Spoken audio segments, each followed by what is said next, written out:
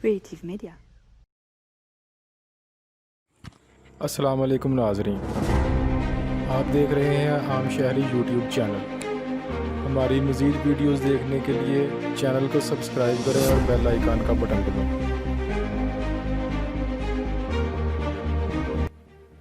قائد اعظم کو سیکولرزم سے خطرہ تھا، کیونکہ قائد اعظم پاکستان کو اسلام کی تجربہ گاہ بنانا چاہتے تھے۔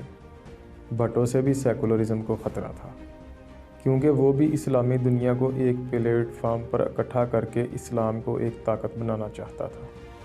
نہ تو قائد اعظم کی 11 اگست والی تقریر کا مطلب سیکولرزم ہے، نہ ہی بھٹو کے معاشی سوشلزم کا مطلب سیکولرزم ہے۔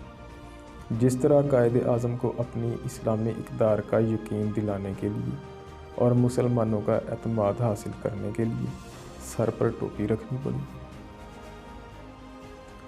اس طرح بھٹو کو بھی اسلامائزیشن کے ساتھ سوشلزم کی گنجائش پیدا کرنی پڑی، اسلامی سوشلزم کے نام پر، کیونکہ بھٹو کے ہاتھ جو پارٹی لگی وہ سوشلسٹوں کی تھی۔ ہمارے موجودہ وزیر اعظم عمران خان صاحب بھی پاکستان کو مدینہ جیسی ریاست بنانا چاہتے تو ہیں، مگر ابھی تک سیکولرزم کے لیے خطرہ نہیں بنے۔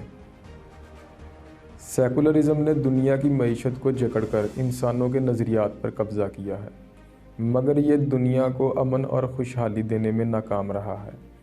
صرف اسلام سے ہی دنیا میں امن اور خوشحالی آ سکتی ہے۔ اسلام ایک نظام ہے، ریاست نہیں۔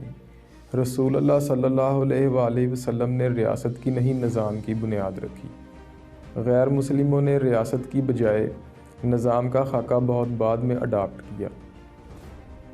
اقوام متحدہ، IMF، ورلڈ بینک اور بھی عالمی ادارے اور NGOز وغیرہ ایک نظام ہے، سیکولرزم کا نظام ہے، ریاست نہیں۔ پہلے ظلم اور جبر سے لوگوں کو خدائے واحد کی پرستش سے روک کر بت پرستی پر مجبور کیا جاتا تھا۔ اب لوگوں کا معاشی استحصال کر کے انہیں سیکولرزم کی طرف زبردستی جیسے رویے سے بھی راغب کیا جاتا ہے۔